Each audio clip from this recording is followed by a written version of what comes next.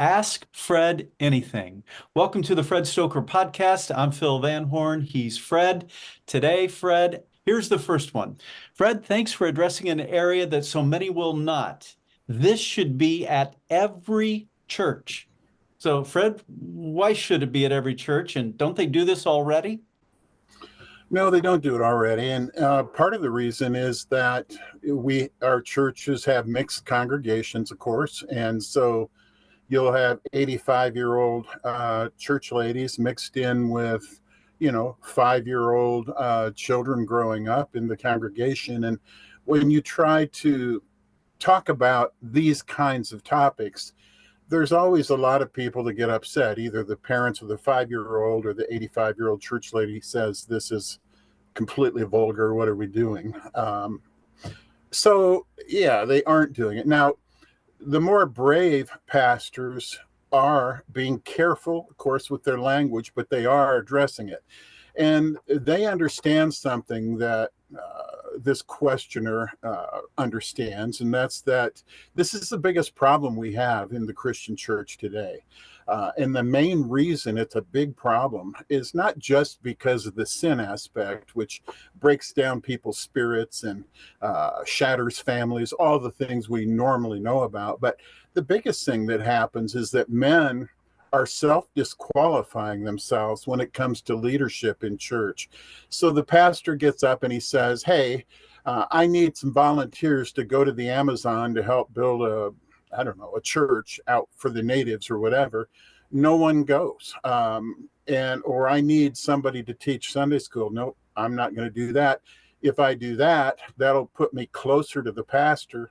He'll sense what's wrong in me, and I'll get into all kinds of trouble. Maybe my wife finds out, whatever. And so they try to stay as distant from the pastor as they can, or doing anything more deeply spiritual. And so what happens is our churches become led by women, and women are great leaders. I have no problem with women at all. I have two sisters. I have a very strong wife who's a registered nurse, and she knows how to lead. But the thing is, we can't have the male gender sidelined. And so what I talk about in my newest book, Battle on, Battle Over, is that pastors really need to address this issue so that their men can stop self-disqualifying. And one church I know of up in Minneapolis that did this, they used my book, Every Man's Battle, and they used it for, the pastor and 7 guys did a small group, went through the book. The guys got free. A couple of them wanted to lead a group, and a few more got free, and pretty soon they had a couple dozen of these groups going on at the same time. And what happened is there was an explosion in the growth and health of their church, because these men, they began to realize that they were free or getting free. They were ready to stand up and lead and to serve and to become part of the life of the church, and everything changed.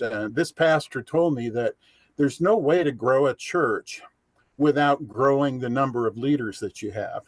And with the entire male gender sitting on the sidelines, you never have enough leaders to grow if you don't get them healed. So from my perspective, the very first thing that any pastor needs to do if he wants to impact his community is to first impact his men, set them free from sexual sin, and allow them to be all that they can be in Christ. Dear Fred, thanks for this conversation. I'm battling a porn addiction right now, and I'm married. Well, the first thing is my 2 most important books when it comes to getting free from sexual addiction would be Every Man's Battle and then Battle on, Battle Over. And why do I say these 2 books? Well, Every Man's Battle addresses one vulnerability that we have in our sexuality as men. Battle on, Battle Over addresses the second vulnerability that we have in our sexuality as men. So in order to win this battle, it's no different than it was in World War II. We had to win in the European theater. We had to win in the Pacific theater. The same thing here. We need to win in vulnerability one, which is guarding the eyes and the mind from lust. We also need to win in the second vulnerability, which is guarding that stealth vulnerability that ties so tightly in with our emotions and our sexuality and the way we medicate pain. So if you're going to buy Every Man's Battle, okay, you're going to deal with that first vulnerability. Battle on, Battle Over is the second. However, Battle on, Battle Over does much more than just deal with that second vulnerability. As a matter of fact, I had my wife, Brenda, write that book with me for a really good reason. Women are dealing with sexual addictions for the first time in known history, and we needed her voice to speak to women about that. But more importantly, in my opinion, you notice that the question that the man asked was, yeah, I'm married. One of the things that we've found over time in these 30 years of ministering together, Brenda and I, is that it's not just every man's battle, but really every couple's battle when it comes to winning this battle. And what I have found that when I counsel guys and the wife joins us in the counseling, I have almost a 100% success rate in getting guys free. But if wives don't join up, they just say, well, he's a pervert, it's not my problem, then we have less than a 50% chance of getting him free, because he has so much pain in his marriage then that it kind of works against what he's trying to win in this battle. So what we do in the second half of that book, Battle on, Battle Over, is Brenda mostly is the one talking, and she's teaching wives how to come alongside their husbands and to help them win the battle. And on the other side of the battle, they finally have the marriage of their dreams they'd always hoped for. And of course, that's what Brenda and I hope for too. I mean, we don't just write books because we think it's fun, because let me tell you something, writing books ain't fun, all right? But I do want you to know that if we can help couples have the marriage of their dreams, it's worth it. And so if you're struggling, women, if your husband's struggling and you haven't really joined him to help win, pick up a copy of Battle on, Battle Over and see what the issues are and step to his side. You'll really be glad that you did. Those books are available at fredstoeker.com.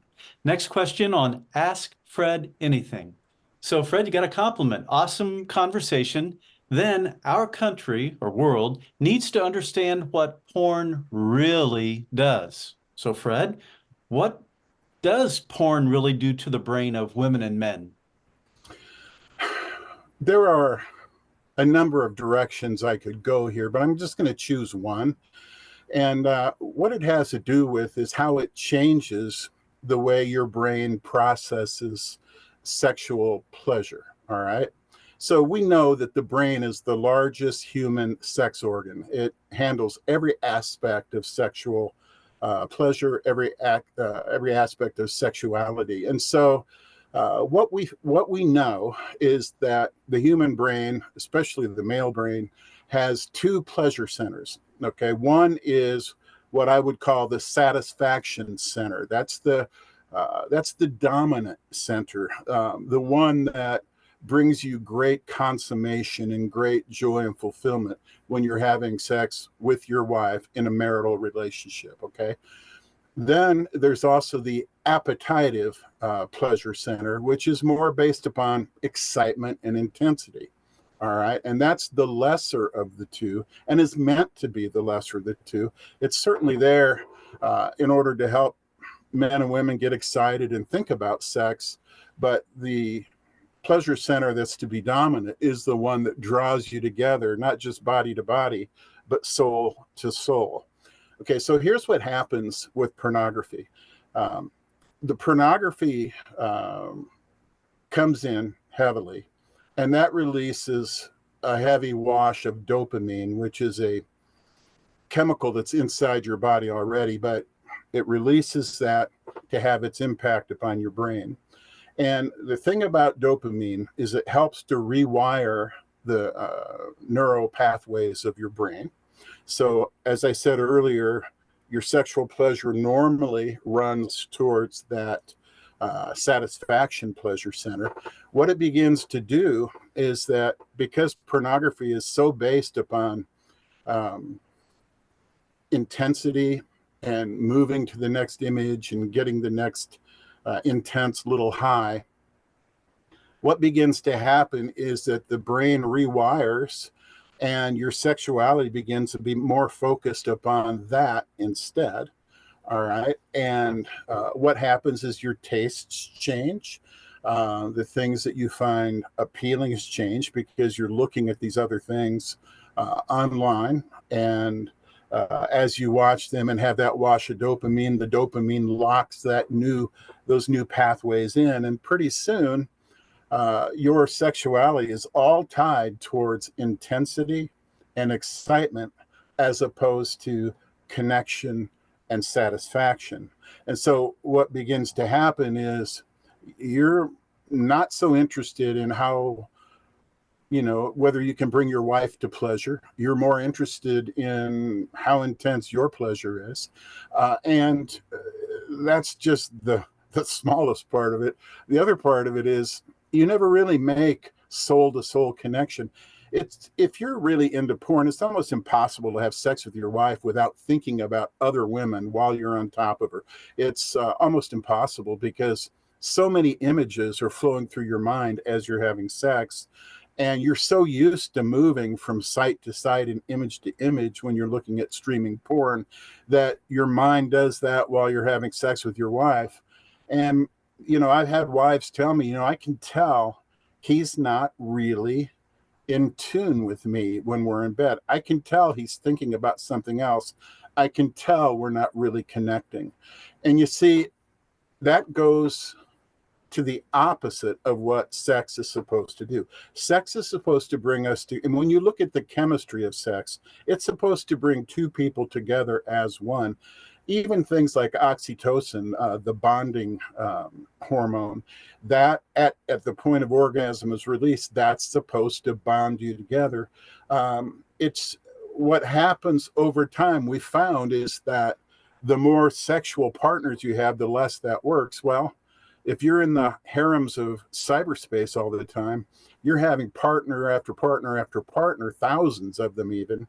And a lot of the things that are built into sexuality to tie us together and to make us one as couples doesn't really work very well anymore. And so, and once you have those pathways aimed at the wrong pleasure centers, you're not even concerned about whether or not you're connecting soul to soul. So it's very difficult. It's a very difficult time in human history right now as streaming porn not just covers the United States, but covers the earth. And kids that are 6, 7, 8, 9, they're looking at porn. They're seeing their classmates more as sex objects than they're seeing them as, you know, fellow human beings or fellow heirs to the kingdom of Christ.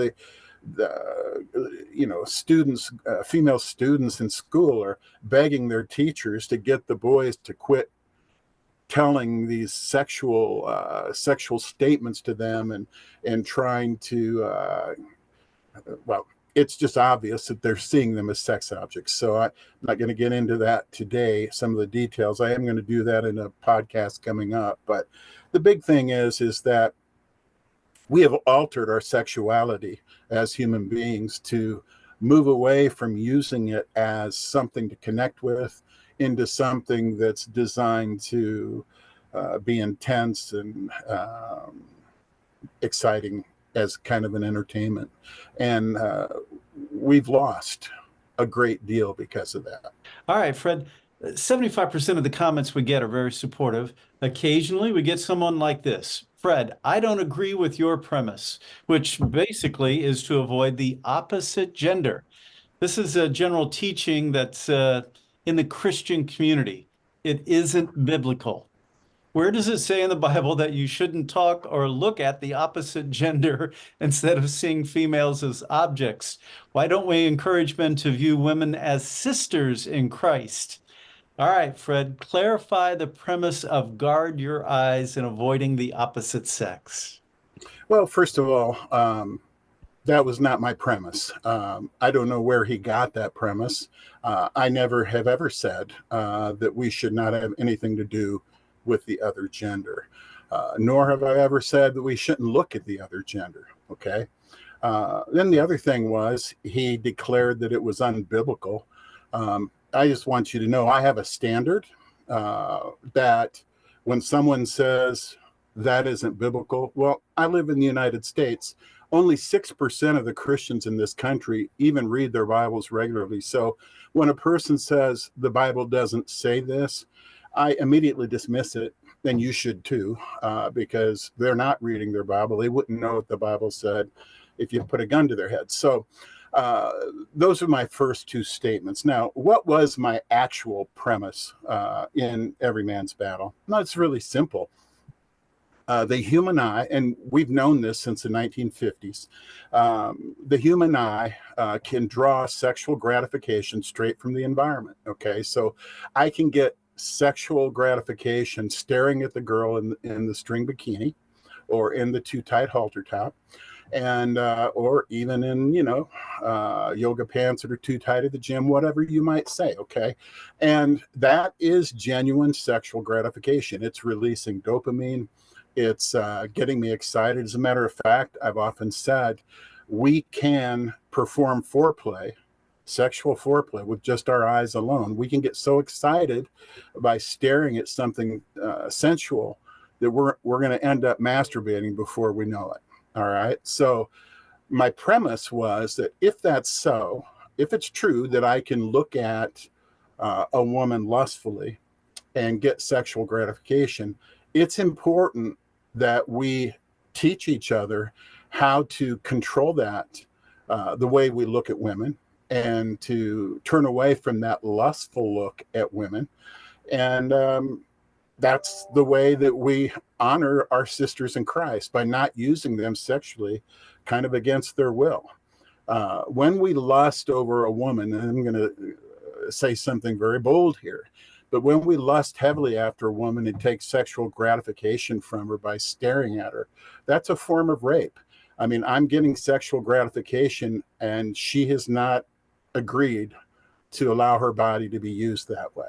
Now, it's kind of a loose form of rape, but still, I'm just saying you're using her without her okay. And that is no way to treat a woman. That's no way to treat a sister in Christ. And if you ever did that to my actual sister, I would probably pound you, or you would pound me, but we'd have a fight, okay? Because it's important for us to understand that these things dishonor the women in our lives. So, am I dishonoring women by pointing out that we need to use our eyes in the proper way? Absolutely not. That premise is sound. And you might say, well, that's a good premise. And you might also say, but is it biblical? And yes, it is, if I can find the scriptures here. But here you go. Here's 4 scriptures I just want to read to you. Proverbs 4:23 and 25.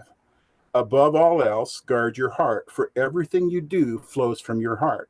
Let your eyes look straight ahead. Fix your gaze directly before you. Don't be looking around lusting. Don't be looking around staring at the babes around you. Keep your eyes straight ahead. This one is even more direct. Job 31:1. I made a covenant with my eyes not to look lustfully at a girl. Does the Bible talk about looking at girls lustfully? Yes. As a matter of fact, that verse was one of the key verses that got me to engage the battle for purity back at the very beginning. Once I saw that Job was just a man, it's not like he's Jesus, he's just a man, and that he could actually do this, I thought, okay, I need to learn how to do this, make this covenant with my eyes, and win this battle myself. And just like Job won his battle, I won my battle. Okay. Now, this one's from Jesus himself. Matthew 5:27 to 29. You have heard that it was said, you shall not commit adultery. But I tell you that anyone who looks at a woman lustfully has already committed adultery with her in his heart. If your right eye causes you to stumble, gouge it out and throw it away.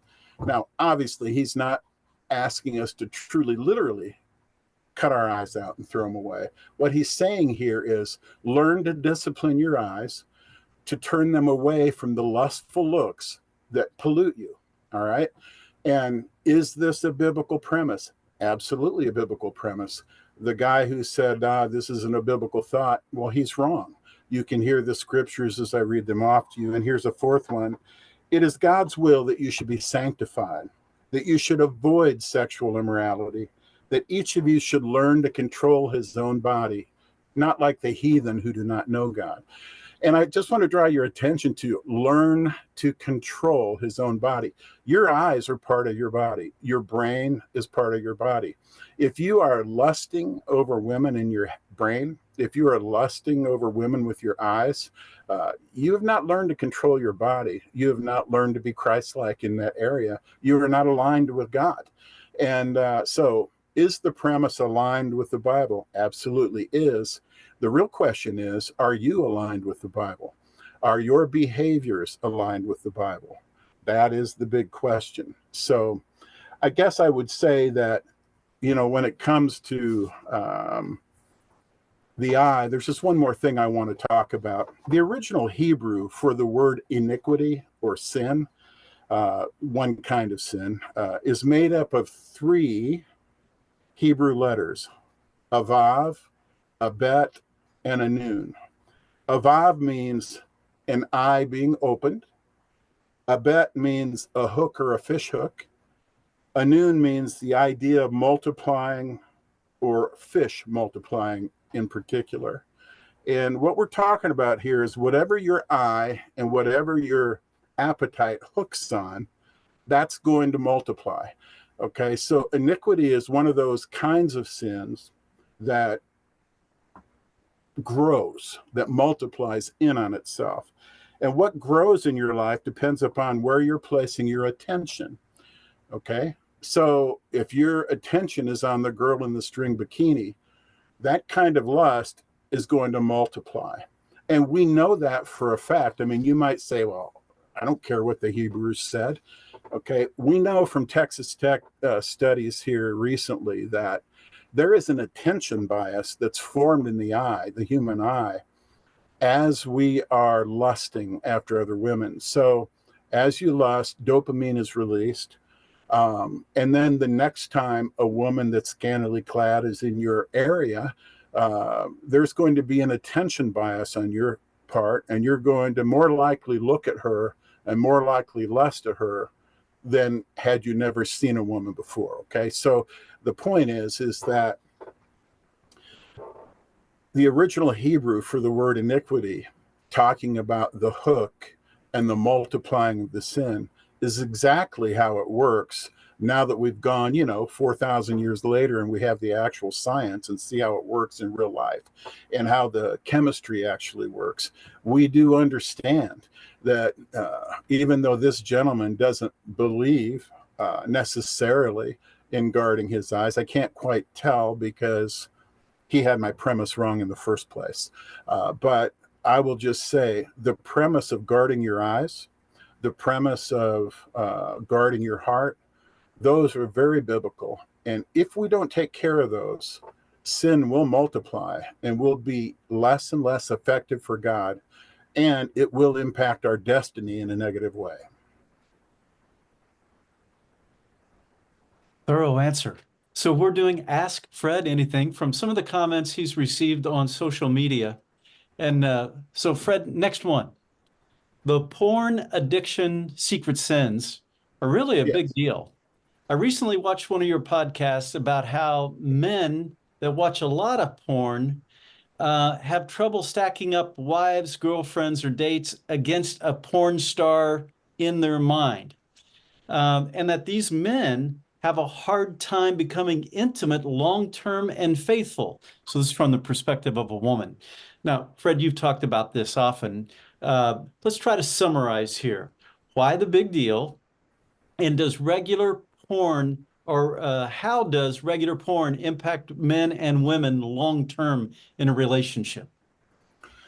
Well, one of the ways that it impacts men and women long term is that it changes their sexual taste. I mentioned that just briefly earlier, but as you are looking at a certain type of body and a certain look, that becomes your taste. Okay. And the way I often say it, and I know it kind of sounds pretty basic, but your taste, your sexual tastes are formed by what you're having sex with. Okay. And if you're in pornography and there's a certain look of woman, which I haven't looked at pornography probably for 35, 40 years. And all I can think of is that what it must be today is the athletic look. Okay. Because that seems to be what all the guys, the young guys in their 20s and 30s are fascinated by. And, that becomes your taste. All right. Now, there's a problem with that. I mean, it's okay when you're in your 20s and you're looking for a girl at the club, all right, and you're wanting to have someone that looks like that because you think, okay, all your sexual dreams will come true when you marry a woman who looks like that, okay? But then life happens, okay? A baby comes and your wife has 8 extra pounds. I literally had a guy send an email to me that said, my wife has gained 8 pounds. I'm not attracted to her anymore. I don't want to be married anymore. Okay. All right. So, or maybe they have a thyroid issue. Okay. Suddenly they bloom up 40 pounds, 50 pounds. Brenda did when her thyroid went crazy. As a matter of fact, she went up 65 pounds. All right. Now, what are you going to do? Divorce your wife? I want an athletic woman. I mean, are you going to stop having sex with her? I mean, this is absurd. And so, but you can see how it can impact a relationship long term if you are not looking at things quite the right way. Here's another way. I was talking to a young man who he had taken this beautiful girl to some resort, and it's just the two of them. They were single, and it was going to be 3 days of just heavy sex in a beautiful resort, and I guess swimming for a while, eating for a while, then getting back into bed, I guess. So, and that's how he described it. But the interesting thing that happened with him is that the first time that they had sex, his first thought was, and this is the first time that he'd really been with a woman out having sex. And he said it was the oddest thing. This was the sentence that hit my brain. So this is porn. So it wasn't, so this is sex. So this is porn. I mean, there's something this is completely, he can't even, I guess, describe the two as something different. They're just one and the same. And the other thing he said is that by the end of the weekend, she had said, man, you were way great. You did everything so well, meaning to bring her to pleasure. And you know what he said? I felt nothing. He said that to me. I felt nothing. Okay. Why? Because his pleasure centers have been so mixed up by the porn that it was all intensity. It was all the acts. It was all the physical side of it. There was no connection at the soul level. Of course, he felt nothing. And he was shocked by that, but he didn't want to ever feel that again. He knew that there should be more to it than that. Okay. So that's another long-term impact. I mean, if you don't get that fixed, what happens in the long run is that you end up having a real problem being attracted to your spouse and having sex with them, or from a guy's perspective, even getting an erection. I can't tell you how many guys I've talked to who have looked at porn forever, and they're in their late 40s and their 50s. They can no longer get erections with their wives. Why? Well, they've continued to look at 20-year-old breasts and 20-year-old bodies and masturbate to them through decades. Their tastes have never changed to move along with their wife. Okay. With me, as Brenda has aged, at different times she's been heavier, different times she's been lighter, different times all sorts of things. Okay. All I'm saying is that my tastes have changed with her because I'm not looking at porn. I'm not looking at the girl in the string bikini. The only person I ever look at sexually is Brenda. So as she changes, as she ages, my tastes change to match hers, her changes. And the Bible is very clear about that. And the Bible talks, I think it's in Proverbs 4, that if we take joy in the breasts of the wife of our youth and only take joy in the breasts of the wife of our youth, as she ages, we'll still be able to take joy in the breasts of the wife of our youth. And we'll have zero problem getting erections and having sex and having that sexual connection with our spouses. So I think, I'm sure you understand, Phil, that question, what are the long-term impacts? There's a billion of them, but those are three good ones. We welcome guys to leave comments and gals too. Please go ahead and leave your comment below, and we'll do Ask Fred Anything again. Last question. Fred, what was it like recording Battle On, Battle Over to create an Audible, a book on tape? What was that experience like? It was more rugged than I expected it to be. I am legendary around my home for reading books to my kids and all the different voices I use and all the fun I have. And I thought this was going to be a piece of cake. But when you sit down in a studio and you've got like 10 chapters to read in the next 12 hours, and I tell you, it's shocking how tired you get reading a book into a microphone and focusing really hard on your presence and how your voice sounds and all that. So the interesting thing is, when I was done, it took 2 days. When I was done, and it was about a month later, and I listened to it, I was just appalled. 4 of the chapters I couldn't put out. I mean, you pay me $1 million, I wouldn't have put those out because they were embarrassing. Okay. I sounded like I didn't even care, but it must have been during a time where I was exhausted.